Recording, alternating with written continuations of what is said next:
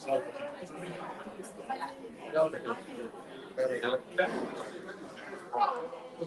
evening.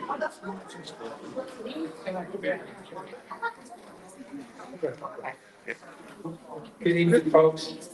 Good evening. I want to welcome you to Northport United Tour. My name is Carmine Aranda, and I'm with Northport Forward, the local civic community nonprofit. Northport Forward is proud to be the sponsor of these United Tours. And over the last 2 years, we've conducted approximately 20 of the meetings, bringing the community together. That's basically what we do. What I'd like to do before we get started is introduce the elected officials that are in the audience tonight. I'd like to welcome Deputy McDowell, Commissioner.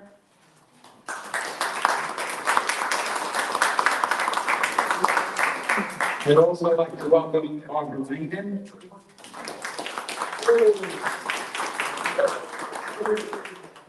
We have a table here with the city directors in different departments. And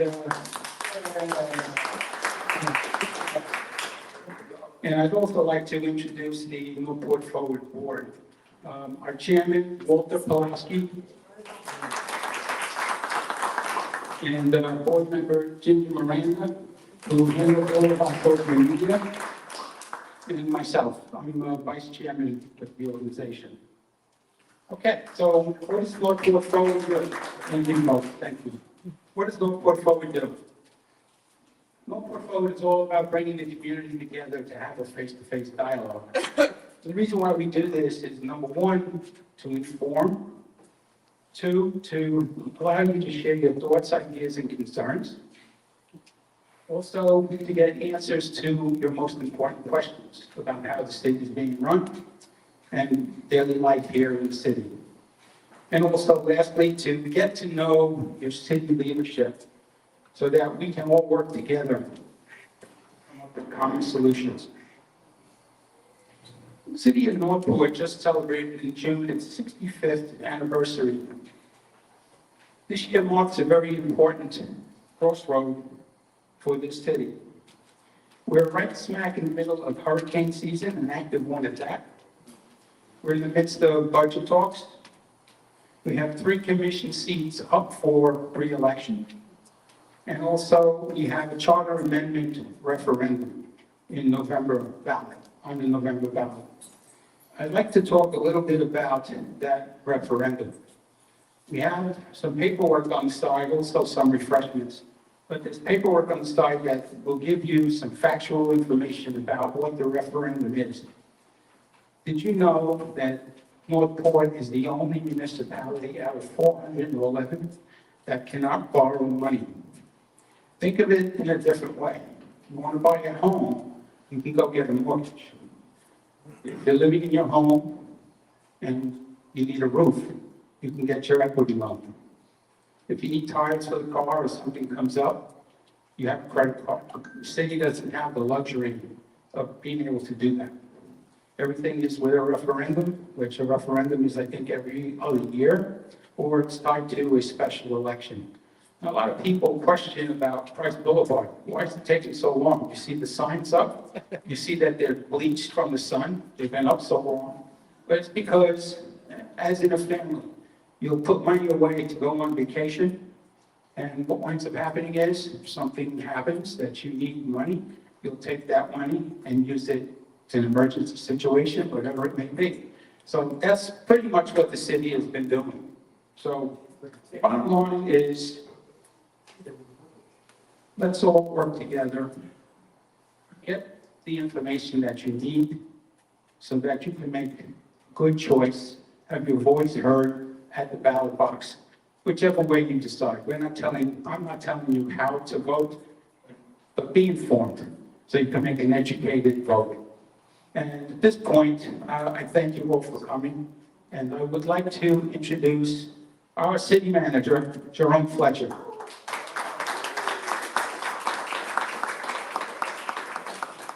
Thank you, sir.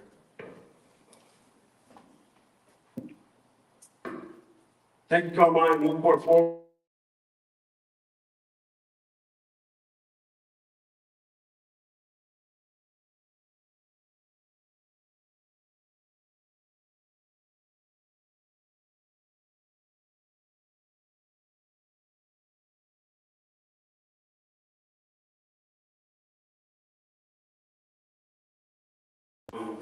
an FM channel so that we can make sure you get the latest and greatest news as it develops, because we believe that that's very important.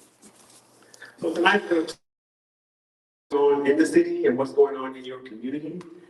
We do these sessions all over the city, and when we reached out to Heron Creek leadership, they said that they wanted you all to have the same ability and rights as everyone else had. And there's a lot that's going on in Heron Creek since the beginning of the year. So we're going to try to make sure that we give you some information and answer some questions and make sure that you leave here hopefully better educated than when you came. This is myself, Deputy City Manager Jason Yarborough, Assistant City Manager Julie Balia. And together we have 100 years of public service combined. So we have 2 credentialed managers of the 3. And we are very experienced in the public administration realm that you all should want and deserve to have in your leadership team. The How Can I Help You is one of the big slogans of our year this year. That means that when you see our customer service teams, and you see them wearing the shirts, we want to make sure that you have the ability to ask your questions to us. How can we respond to you? Making sure that the information and the dialogue flows between us and you. Some information about the departments that work for the city of Northport. This is an accreditation list. When you will see our communications, finance, fire, parks and recs, and police department, and Department of Public Works, as well as utilities. The importance of accreditation is to show you all that the people that you have put in place in order to run the city are experienced people. These are subject matter experts who, either through experience, training, or certification, have proven that they know enough and can lead you through the challenges that you have as an administration. This map right here, you will see that if you look at the bottom right-hand corner, it will tell you the year and the population of the city of Northport as we have grown in our 65-year history. As you can imagine, most of us arrived in the west side of the city, and you will see as it grows that there's still more to the east side of the city that has to be developed. As we do develop the city, we have an emphasis on the entire city, not just the west side, but we also focus on the middle of the city, Toledo, Blade, and Price. We also focus on the east side, where Toledo Blade is going out towards 75, and we're building more industrial, we're putting more pieces in place to make our city more balanced as it relates to the growth that we have. If you think about what you know to be on the west side of the city, how big Walnut Park is, look at the upper right-hand east corner, you will see that there is a area of equal size over there that will be developed. When this city is fully developed, it'll be 250,000 people. And that'll be in multiple decades, but that's the area that we have to build on. So we need to do it responsibly. So as Carmine mentioned, our lack of ability to borrow has finally caught up with the city of Northport. So for 65 years, we've been able to go, and now we are the only city that the Florida League of Cities, as well as our PFM financial advisor, knows that it does not have the ability to borrow.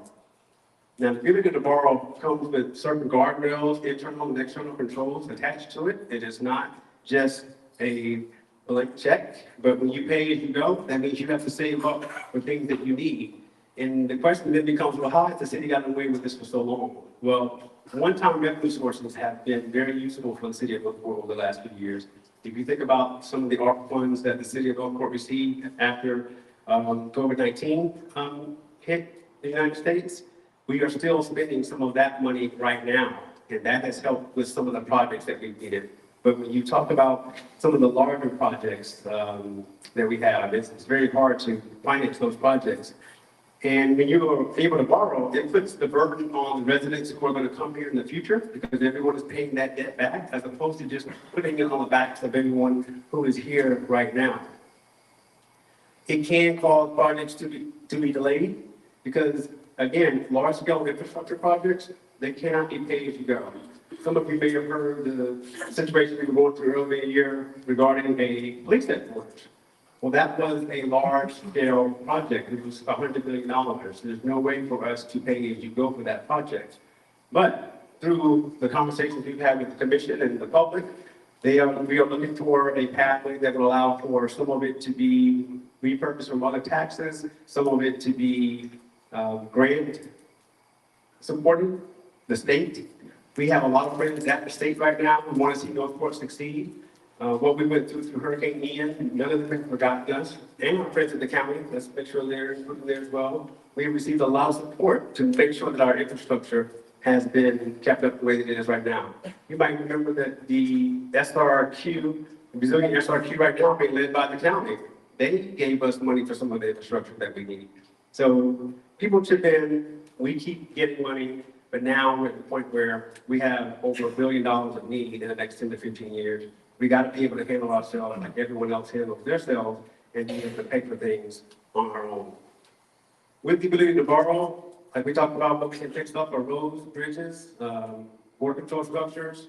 The number of water control structures we have that if we do not get them fixed at a higher rate, it will take approximately 90 years to fix all of the ones that we have. The ones that we have are already aging. Most of them were built, the city is 65 years old, the water control structures are going to follow that age pattern as well.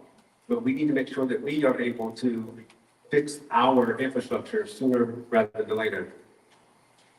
Which leads us to the ballot question. The ballot question on November 5th is one that if you go to our website and you see our information, you can make your own choice, but the facts are there. Fact is, we don't have the ability to borrow with the only one, and that's not a good thing. We are asking the borrower to be able to respond to natural disasters. I think everyone can understand that. In addition to that, our infrastructure needs repair, so we asked the bill to be able to borrow $15 million per project. Now, that $15 million per project is not going to fix every project, but we have to start somewhere. We have to start somewhere where we can actually get involved in this and put some guardrails around it. We heard the community that it needed to be capped, and that's what happened. And we will have to figure out how to make up the difference between a $15 million project and what we're able to borrow.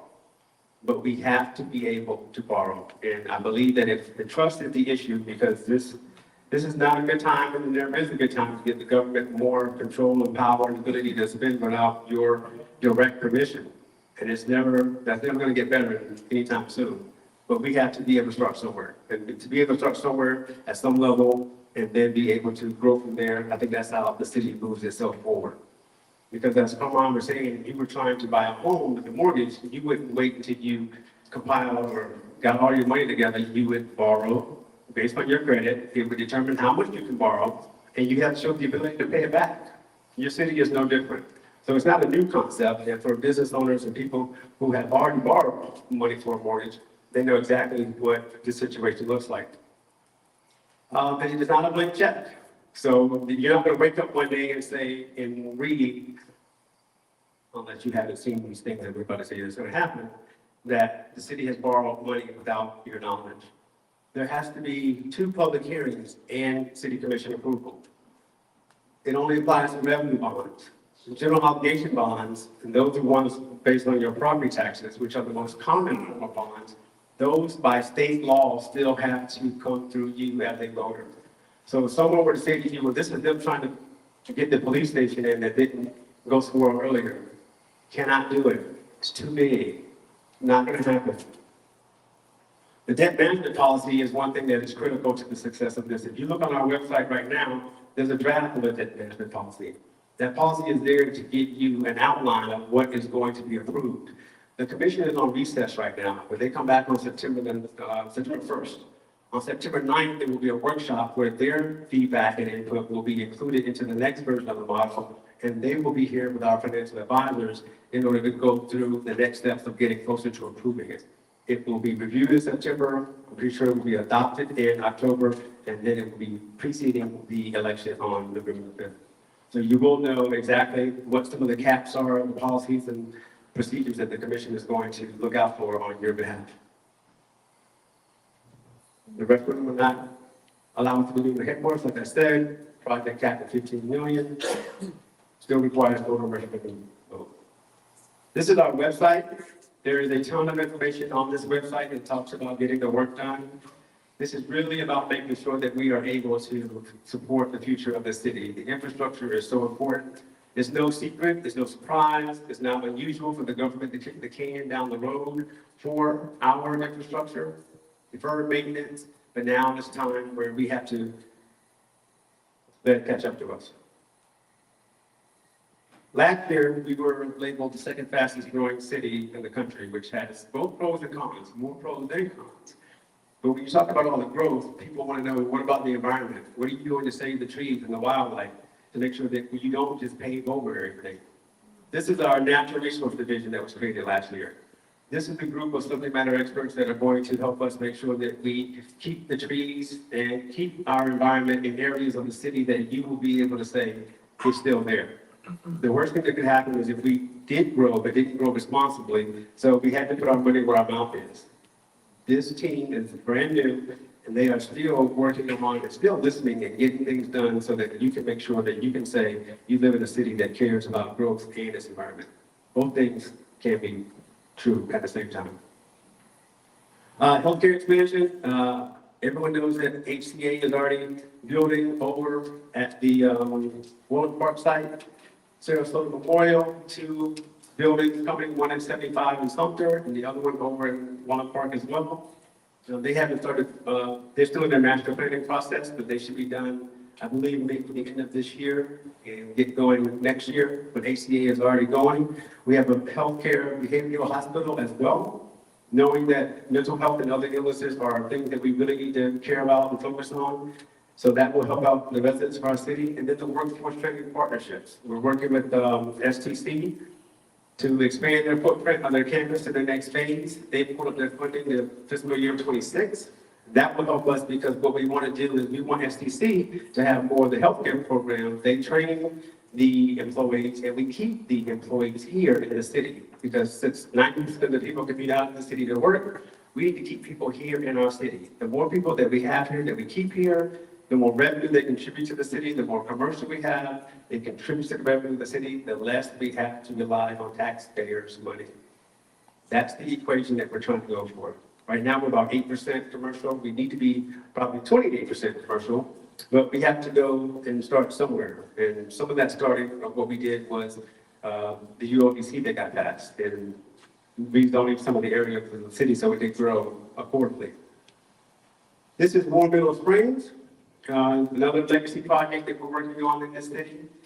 We are working right now to get some quotes back in for the last directions that the commission gave us to see how much and how long it would take for the 3 buildings for them to consider and make a decision on as to keep, renovate, or not keep. The historical value of the springs and the water itself are the 2 most important things, and I can assure you that they both will be accounted for in whatever decision that the commission makes. But they are going to have to make a tough decision because there's not enough money to do everything, but there are other sources of revenue that have been explored, and we've got a very good amount of feedback from some interested parties over the last 2 months or so. So it's been a very good situation. And when they come back from recess in early September, this item will be back in front of you. So if you're interested in the springs, please pay attention as it comes back in September. So this is yours specifically when we talk about Heron Creek itself. And it says, could the city require the golf course to stay open? Commercial businesses and privately owned, the owner could discontinue operation of the course at any time at their discretion. The city has no legal authority to require the course to remain open, unless otherwise restricted by community covenants or deed restrictions. We put this up here because this is what we have heard from the community regarding what might happen. There's no one at this city right now in our leadership roles who have received any sort of communication from this developer that they want to do anything to your golf course. Now, I know there was a letter that was produced in November of 2020 that was before I got here. And I've talked to these leadership team plenty of times. No one has mentioned this. I've talked to our deputy. He's been here a little longer than I have. He has not heard of this. Our current development services director, Linda Ray, who got here 2 months after I did, she has not heard any of this. But in your covenant, there is the option for what would that mean and what would it look like if it were to happen. Your DRI, that is what drives you right now, the development of regional impact. That is sort of like your holy grail. So if it were to change, it would need to be amended. And that would take public hearings, which would allow you as a community, if that's not what you want, to speak your mind. That's the transparent process of how someone would have to amend a document that you already have in your possession.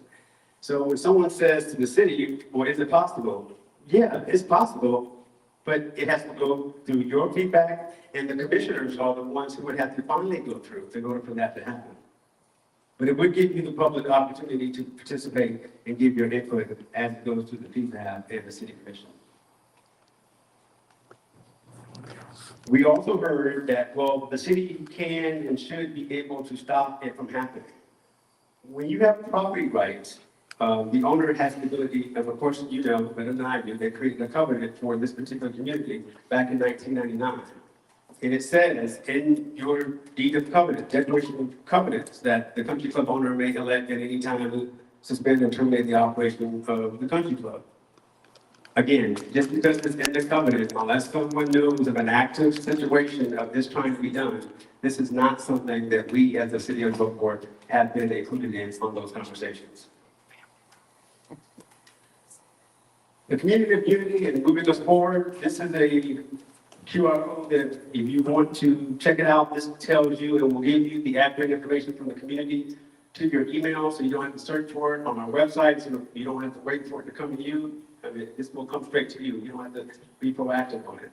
It's very important that you make your decisions based on the correct information. Once you get the correct information, what decision you make is up to you. We just want to make sure you have the right information. We know you're not going to agree with everything the city does or every decision that the city makes. We just want to make sure that you exercise your right to participate in the process that we have. As we said earlier, this is our 65th anniversary. I told everyone this will be a very big year. I do not think it has disappointed anyone yet. And we still have a few more months to go. So a lot has happened in our 65-year history. We can be part of something special and make sure that we grow for the next 65 more years. Or we can roll ourselves back and then be stuck in an area and a time that will not sort of match our growth and our trajectory. I'll stop right there, and my team is here, as Carmen said earlier, we're here to answer your questions. So if you have questions, we're happy to take them on. Yes, ma'am. Thank you, first of all, for being here and opening yourself up to some of our questions that we may have. Take that room. In view of the recent storm we had and the flooding in residential areas that are shocked about their flooding, given the fact that the building codes, the developments were built under the latest and best building codes, and they still flooded, and the issue of development being a question in the air that hasn't been confirmed. What about future development in Northport, and what possible harm can come to us even if we're building under the best circumstances?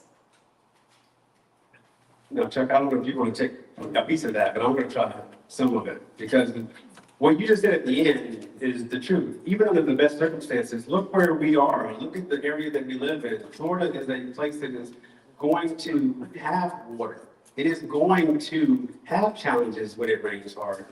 I don't know that there's a way for us to completely avoid that. What we want to do as we build new homes, to your point, is make sure that we build them in a way that makes sure that they're most likely not to fall victim to floods that we can prevent. Well, when you plan the city and develop it, and now you want to preserve some of the environment, I'm sure that's to help retain water. But do you keep in mind that development might be one of the culprits in the flooding situation? I'll follow that there. Chuck Speak, Public Works Director. So what the city's done to try to address some of that is we've now changed our standard design. Previously was for a 25-year storm. Now developments have to be developed to handle a 100-year storm. Your residential homes are a little different, but the proposed master developments, right, where communities such as this, they are required to retain their own water on site. So that doesn't interfere with other communities around. So they have to handle that water on site. That's why they have ponds. Then that water, there are times where that water is allowed to pop off into the city system. But understand that the city's stormwater system that is in place was designed initially to handle the stormwater in the city at build out.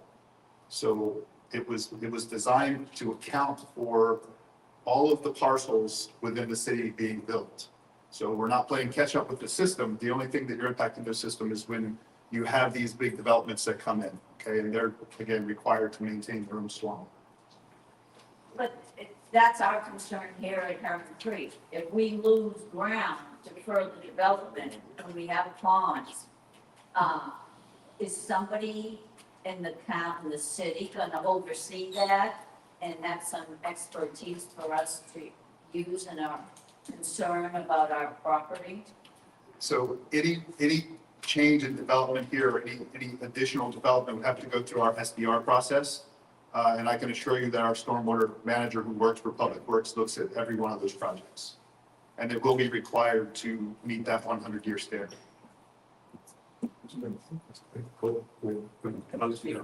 And we're just talking about regular storms now. We're not talking about like Ian, 500-year storm Ian. But for like tropical storm, Debbie, what did you do in relation to that to prepare for it? So since Ian, and there was no, Ian was a huge storm, right? There was nothing we could do to stop the water that came from Ian in a short time. But to prepare for storms, for any storm, as soon as that storm's developing and is shown that it could be a threat to us, Public Works has a team that touches every control structure every day. So we start dropping those levels in the system. For this storm, you notice that we had some communities around us that experienced a lot of flooding. We didn't have that. We had some minor roadway flooding. Since Ian, we have been working very hard to clear this system and get it back to what it should be, as well as prepare for these storms well in advance. Very good. People are doing that. Thank you. Yes, sir. Yeah, I had a question regarding the huge development at the corner of Price and Sumter. There's ingress, there's egress, looks like it's pretty close to being completed and occupied. Why wasn't the widening of Price Boulevard considered prior to that development so that it could take care of a lot more traffic that's gonna go through there? And also, the other question I have, that's one question. The other question, you were talking about how we respect the environment, and I saw a picture of a turtle. Thanks, gopher turtle. When they cleared that land for that development, do those developers actually go through there like you do if it's a private property and you want to put a structure on? You're required to make sure that you're not interfering with those nests. Do those developers with they just come in there and plow, do they consider that? So there's surveys and studies that are done prior to that plowing that you call happens. And they have to allow that and account for that. They can't be just displaced in any sort of way. Mr. Elmer, you got anything to add to that? Yep. And while he comes up, sir, you asked about the widening of Price Boulevard, which is just now getting underway based on the voter referendum that the community approved 2 years ago. And we were on that path to get it widened a little bit before now, but then Hurricane Ian came and we had to change our plans. But the widening of Price Boulevard, which has been on the city's to-do list for multiple years, is finally getting done. So I hate that what you're saying is true. The widening coincides with the development of this area at the same time. It is going to create sort of two things happening close in proximity in time, but it's very unfortunate. But if we could have widened Price Boulevard before now, we would have. Jason Yarko, Deputy City Manager. So the City Commission, along with our City Manager, have created a natural resource division that's job is going to help us have better eyes on the things that are happening. We have city codes, we have state laws, but if you don't have boots on the ground, make sure those are effectively enforced, then it's for naught. City Commission, in their wisdom, has put the money where their mouth is and budgeted over $1 million to start the Natural Resources Division, which will be assisting with scrub jay, mosquito, gopher tortoises, and other various natural resources that need to be protected. So that's kind of where we're going with that. Well, would the developer do that with that strip of land? Yes, they are required to relocate gopher tortoises. Either sometimes it can be done on property, but frequently it's done off property. And that's can cost anywhere from $500 to $1,500 a tortoise. Did they? As far as I know, that was done. It was. As far as I know, but I don't know, I don't have those files in front of me right now and can give you peruse. I doubt it. Yeah. I doubt it. Thank you, sir. Yes, sir. What's the timeframe for completing Price Boulevard, the widening? End date, Chuck, end date.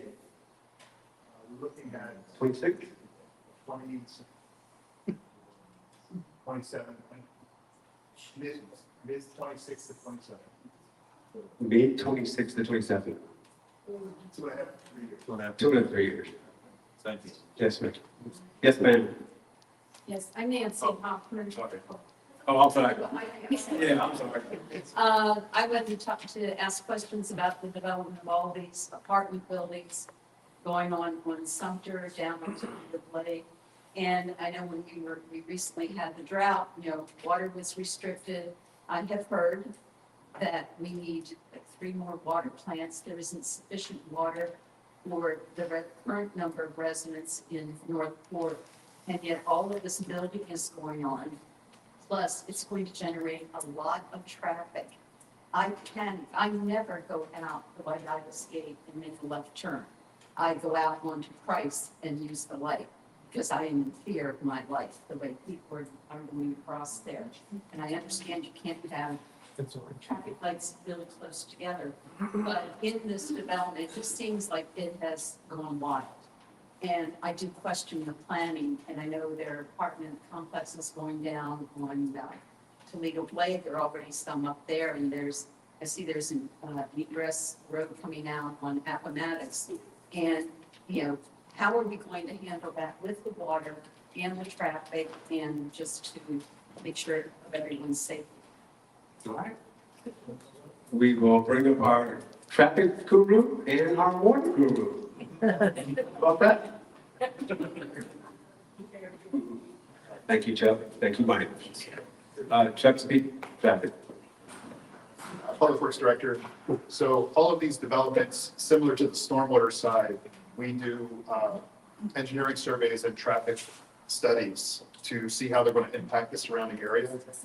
If there are improvements that need to be made to sustain the traffic in those areas and to meet our standard level of service, then we typically have the developer pay that. So we don't, as the residents, right, it doesn't impact you for the development that's happening. It's kind of like the commercial where we want the work to offset. It's the same thing with the development. So every one of these developments is looked at as far as how it will impact the traffic, and then adjustments are made to the traffic system to account for it. Yes, sir. Given that development across the street and your plans, what did you come up with for the number of cars that'll be there?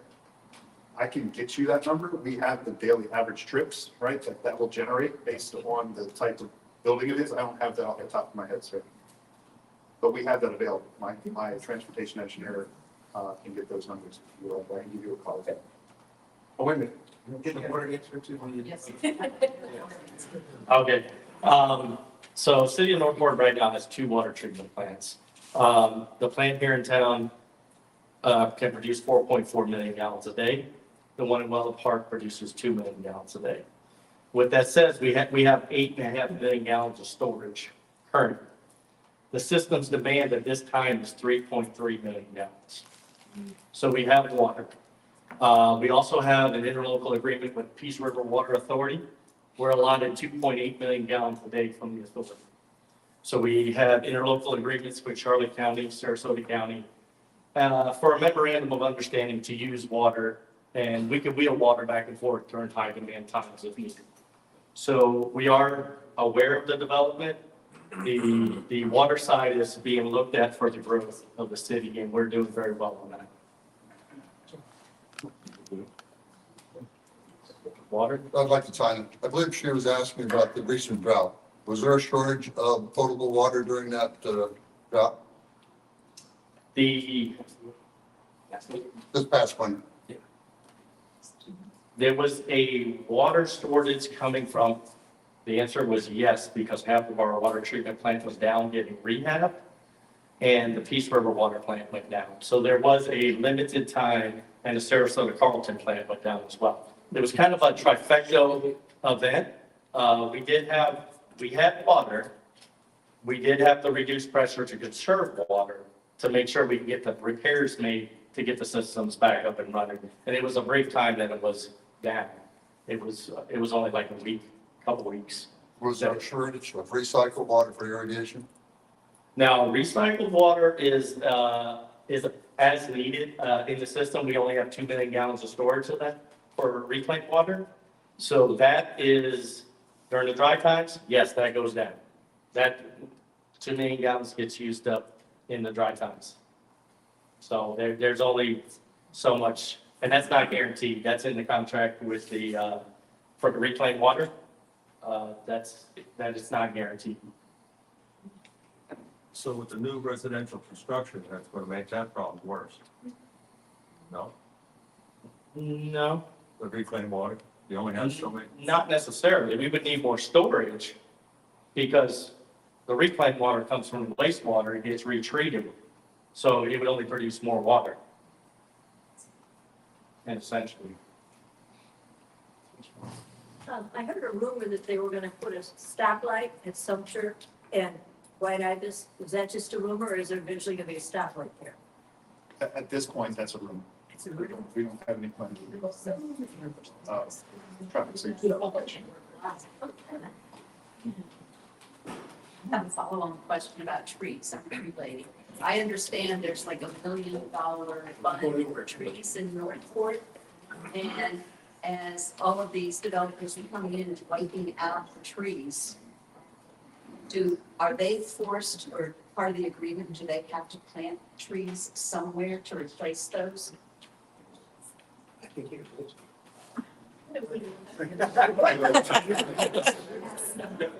Yes. You can jump in. But I'm very glad to know that you have a group of environmentalists, looking at this. Yes, we're very happy to have that group, because prior to that, that fell on public works. I was about to say that. So I'm very happy that there's a division now to handle that. So as part of that review that we do for traffic, for stormwater, for how much water they need for these developments, they also do a tree survey of the property.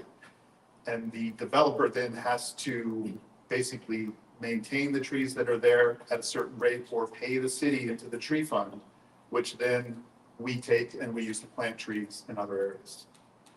But the first thing we want to do, we'd rather them keep the trees as much as possible. But at least when they do decide to clear the trees, they have to pay to that tree fund, which we can use in other places. Any more questions? Oh, on traffic and water, we go to another topic? There's another question. Yes, ma'am. Well, it's not regarding that though. All right, thanks, guys. Appreciate it. Yes, ma'am. Hi, my name is Kelly Bone, and I have 2 questions for you. Okay.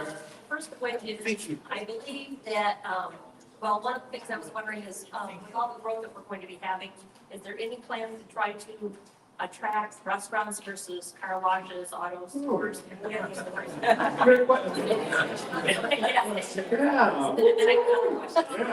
agree. Okay, we have a question first, again. That's correct. Okay, my other question is, according to the UDLC, and I think the fact that you're going to a multi-zone thing or whatever, I heard this is gonna happen in November. I've heard that if there's an empty piece of property in, like, let's say in Chamberlain or what have you, if there's an empty piece of property next to houses, they could basically build a gas station, they could build a store, if that's not true. Okay. I think Danny has some answers he'd like to share. Vinnie Mascarenas, Business Attraction and Development at the City of Northport Economic Development. Yes, we want nice things. We want restaurants and entertainment and dining. And we have been very actively pursuing that, going out across the country, literally, and meeting these end users where they're at. One thing is that we've learned from talking to site selectors and investors that represent the kind of end users we're looking for, is they're looking for density in the populations. And as you know, Northport is 104 square miles, it's very spread out. But that's not slowing us down, and we've got a few things in the works that are looking really good. as far as early learning goes, dining, nice retail, entertainment. We're not going to let off the gas in that regard. And with the ULDC passing, it's sort of kicked the door open as far as more opportunities for businesses that are here to stay here and businesses that we want to come here to be attracted to Northport as a location when they look at Southwest Florida, when they look at Florida. What was the second question? Oh, the rezoning on the ULDC. So from an economic development perspective, I can tell you this. So far this year, since October of 2023, October 1st, over 245 new businesses have opened their doors in this city. People are moving here, they're getting younger, they're getting more affluent, and they want to work for themselves. And we love that. Coupled with that, over 70% of them are home-based or residential. So literally every week, we get a call, we meet with somebody who's here, they're doing well, they want to get out of their neighborhood and off the street because they're driving their neighbors crazy, and they want to move into a bricks and mortar. They want office, they want some flex space, and we have nothing to offer them right now. But with the ULDC rewrite, that frees up more opportunity for folks that are planting a flag here to stay here. The next Snapchat, the next Uber, the next Microsoft could come out of Northport. Seriously. We have startups here, and you'd never know about them because somebody's working that startup out of their own home. And there's so much promise there. As far as a gas station around neighborhood commercial development, when you see the ULDC rewrite, there are safeguards that have been put in place with the ULDC rewrite and the comprehensive plan changes that would not allow for those kind of uses. And when I say what we're going after, as far as neighborhood commercial development, which is now that more corridor intensity, I'm talking to early learning centers, I'm talking to bougie markets and delis, I'm talking to white tablecloth restaurants, I'm talking to logistics, manufacturing, life sciences companies, people that come in and make a real positive footprint on the community. I mean, I live here too, I care very much about what we're bringing in, and I can tell you that Northport is very appealing, and folks that never even would have known that we were on the map are now bullish on our city, and there's going to be some exciting things coming up.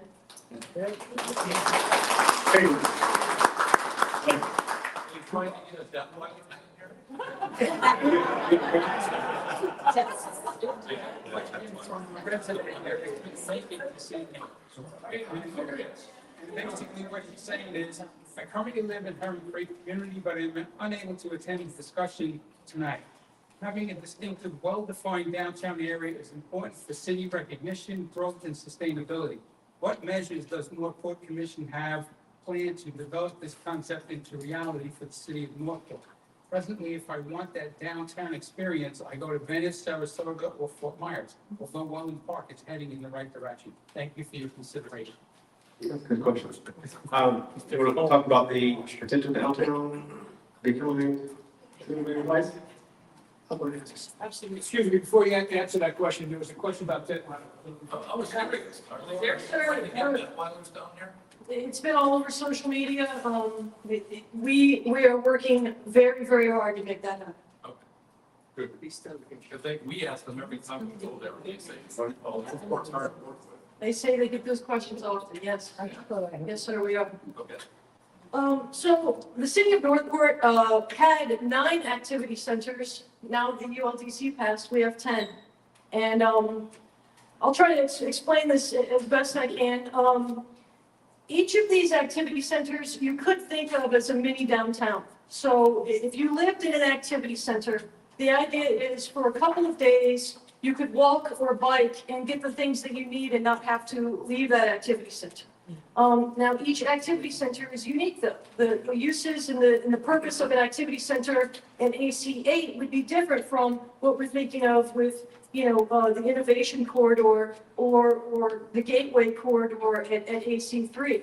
And we now have a 10th activity center out at the far east of our city, up against the Charlotte County border, Activity Center 10. And the zoning there is going to be industrial, not light industrial, industrial. And I can tell you, after meeting with end users and site selectors from around the country, industrial jobs, you have a job in industrial, you're making like $80,000 a year to start. That's where the money is. That's where people can make a career and live and work here and plant their roots here. What else about the activity center? Downtown. Where, it opens it up nicely. I would encourage you to talk to our commissioners or you can contact me and learn more. But each activity center from one side of the city to the other, up against Dwelling Park, all the way to up against Charlotte County, they've been carefully thought out and there's exciting opportunity there to make something really special for our city, not like St. Pete, not like Tampa, but like Northport. And a lot of careful thought and consideration and years of work that subject matter experts have gone into laying it out so that the opportunity is there to build it out right.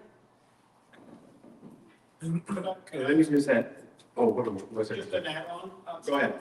So the activity center in and around this area, could you, we talked about like an innovation center. Yeah. What is the vision for the immediate area? So you're in Heron Creek Activity Center 2. Most of it is Heron Creek. I would say from an economic development standpoint, when you look along Sumter, there's 9.2 acres of frontage there. And I've talked to an investment group that builds Whole Foods and early learning and nice steakhouses. And I've introduced them to the folks that represent that land. And I'm going to keep throwing that ball up against the wall until something sticks, and something will stick, so that you can continue to have nice things here in your activity center.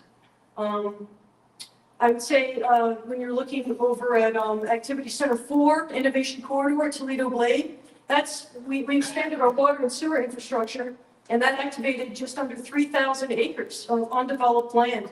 And it's entitled. It's entitled for just about 3 million square feet of industrial light warehouse. So think of Tervis, think of Adams Group and Eurowall and King Plastic and Lola Blue. These are our beloved manufacturers made right here in Northport, Florida, USA. We want to see more of that. They're indoors, they're clean, they employ our residents. And a lot of them want to make a positive footprint, like utilizing the business tax credit or working with the YMCA to offer childcare, to offer medical care like P&G. They could be publicly traded soon one day. We want to bring in more of that. Sometimes they'll even do like an entrepreneurship center. I mean, really make a footprint in your community.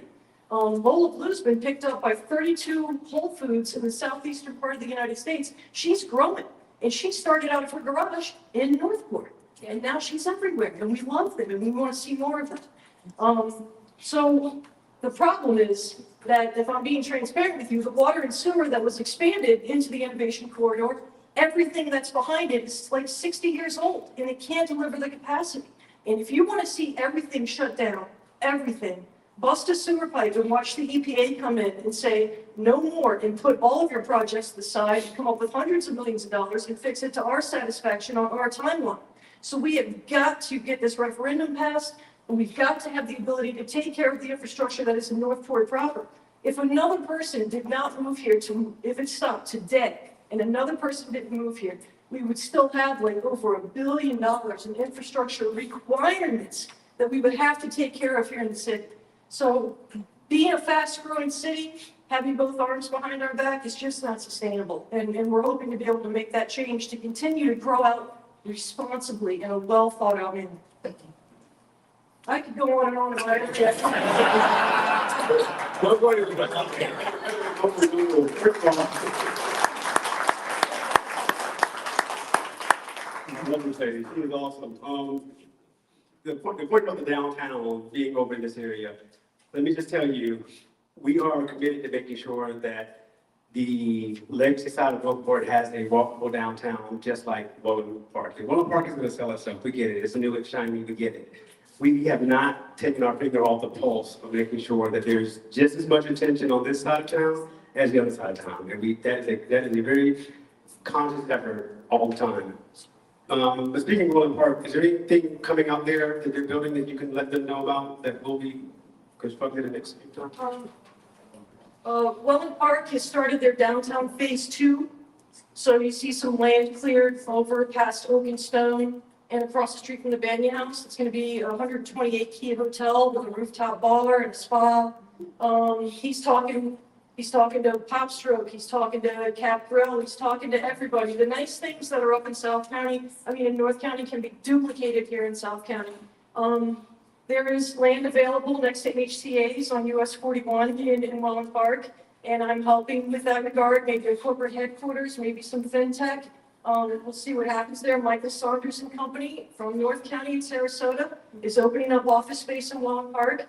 There's room next to the Brave Stadium for maybe a themed hotel, convention center. We would like convention space. We need more hotels. I've met with like 15 hoteliers in the past 6 months, and they're looking seriously at places in Northport. Yeah, so Mullen Park it's going to continue to grow and be really awesome. Thank you. Thank you, Missy. Question? Yes, ma'am. My name is Helena Martin, and I just want to recognize Commissioner McDowell for having our backs and for always looking out for us when mostly none of the other ones have. Thank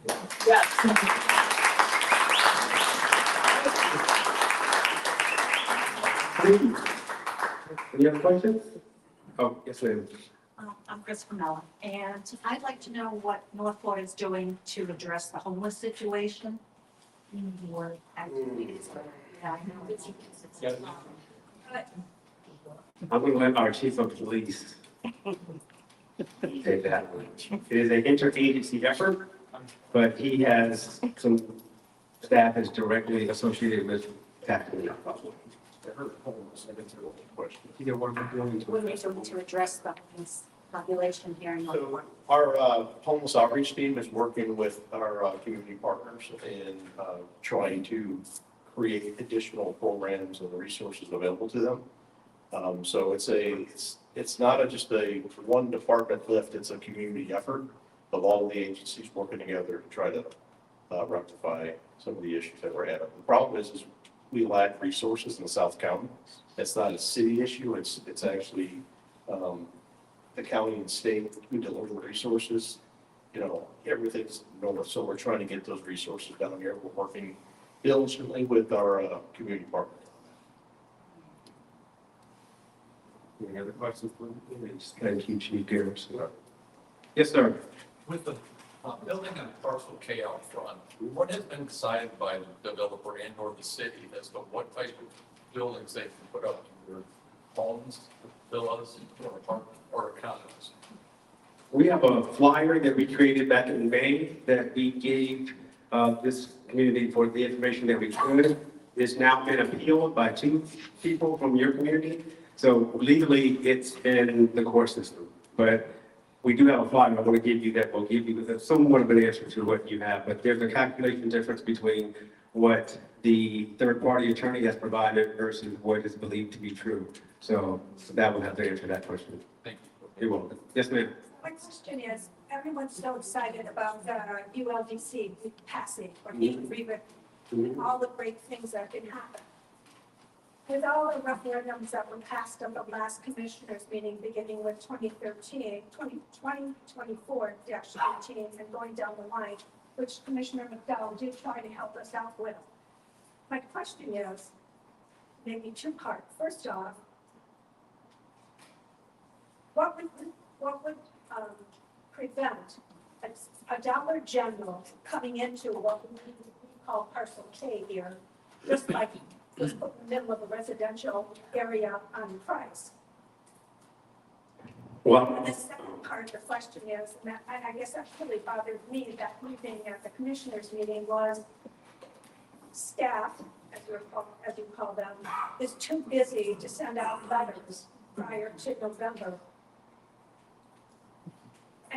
And the citizens are not going to know about what got passed, other than maybe what was put in the newspaper, which is now pretty much not subscribed by many people.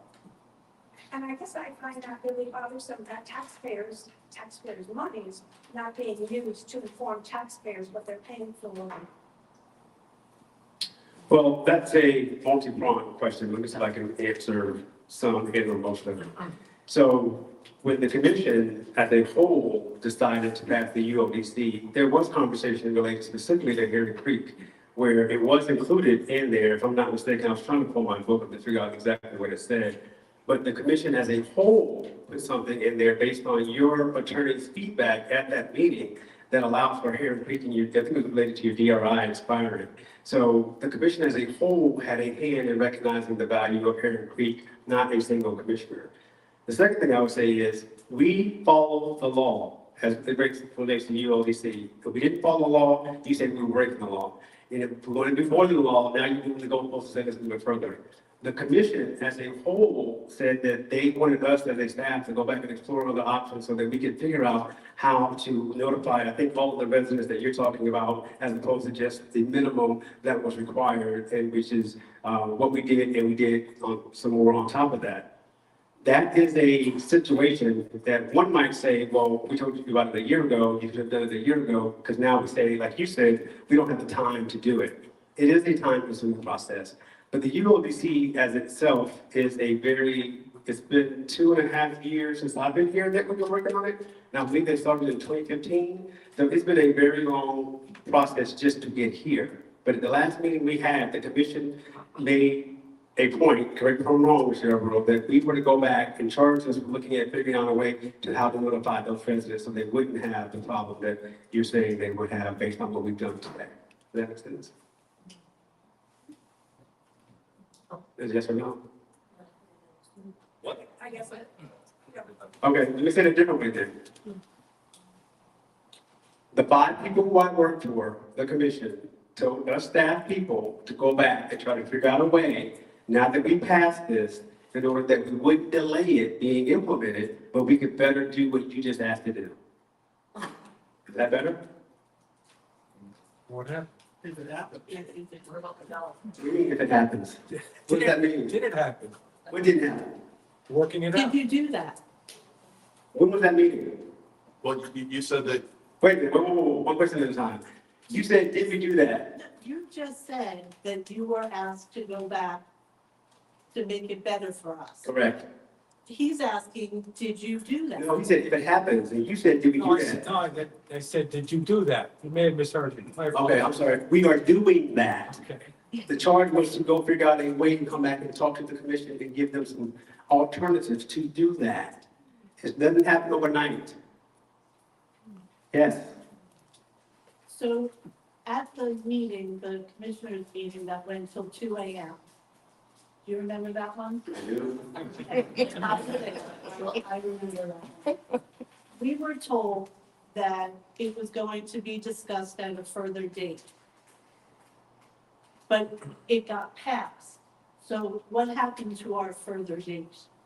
You were told that the alternatives to notifying people will be discussed at a further date? We were told that it was kind of put on hold, that nothing was being done, that it was going to be brought up again at a future date. And so they brought it up at the last meeting and gave us direction, and now we're doing the direction, and you're asking when this is going to be talked about again? I didn't know that the last meeting was that future date.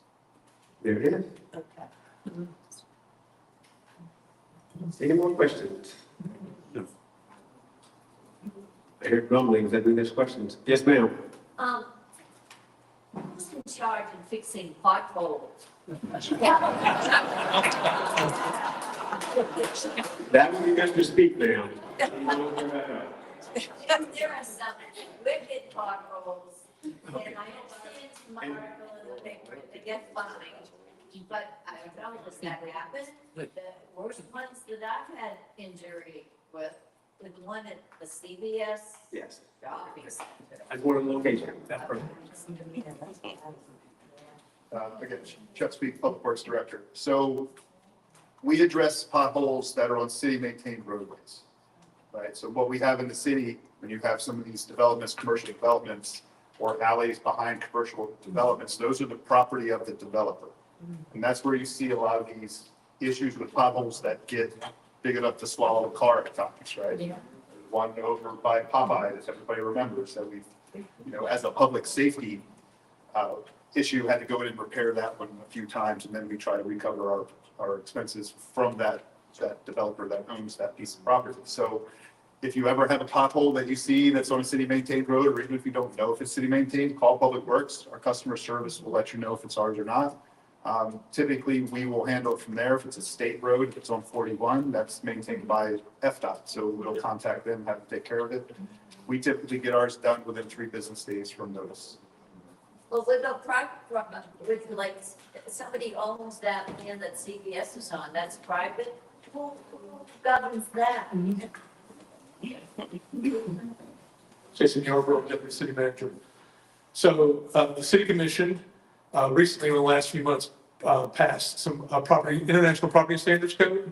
That code allows us, it gives the code enforcement more teeth to go after those private roads that are not being maintained in a safe manner. So code enforcement ultimately will be the hammer that will be used to drop.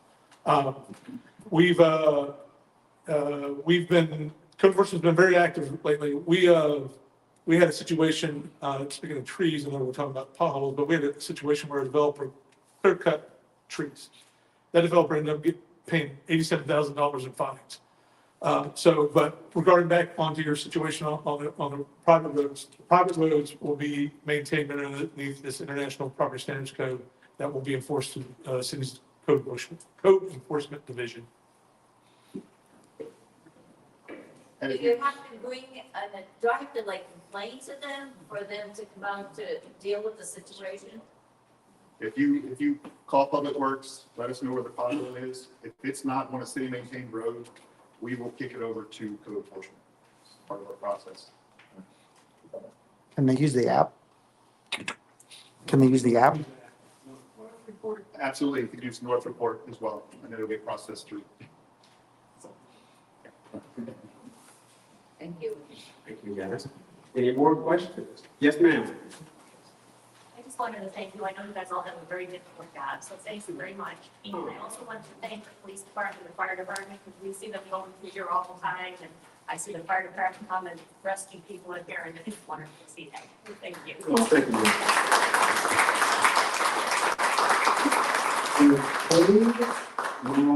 I'm going to turn it over to Mr. Walter. We thank you for allowing us to be here tonight, and Just give me a couple of minutes before you leave. Thank you. First of all, I wanted to thank you for coming out tonight to hear the city manager. I wanted to thank John Rawlings for videotaping this event, and you can go on his site and you can be able to see it, or have some of your friends who didn't make it, come take a look at it and see if they got their questions answered. I wanted to thank the city commissioners that did come. Thank you very much for coming. Really appreciate it. And to the city staff, the city manager, I always remind folks that come to these events that these folks are here after work hours. Just think about that for a minute. And I really appreciate them spending the time to come out and talk to the citizens of the city. And I also want to thank our Northport Forward board. We work very hard to pull these events off, and especially Carmine, he works hard. I don't have to beat him up too much to do this, so I appreciate that. And of course, the other board members that are not here, but will do show up to most of our other events. Just to let you know that we are a not-for-profit, non-political organization, that as Carmine had said. And we can always use help in putting these events on, either as one of our committee person that will help set these things up, or even on our board. You can always use help on our board of directors. And if you are interested, we do have a website, northportforward.com. Go on there and you can check us out, and you can you can send us an email, or we do have a phone number, unmanned phone. You can just leave a message and someone will get back to you.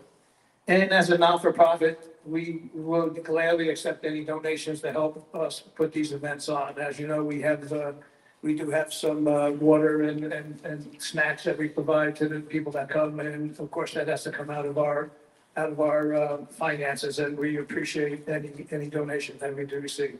So again, thank you for coming. We really appreciate it. I hope you did get some good information from the city staff, and enjoy your ride home in this beautiful community. Oh, wait a minute, I'm sorry. 97.5 FM I'm sorry. I should have said is that. the station. It's the Northport station. And WKDW Radio on Facebook is where this is at. Okay? Yes. So I have a show called Real Talk, and you can catch that on Mondays and Fridays, but check out the website. And we are the emergency broadcasting network for the city of Northport. So if we get another hurricane, 97.5 FM. Thank you, Jonathan. You're welcome. Thank you.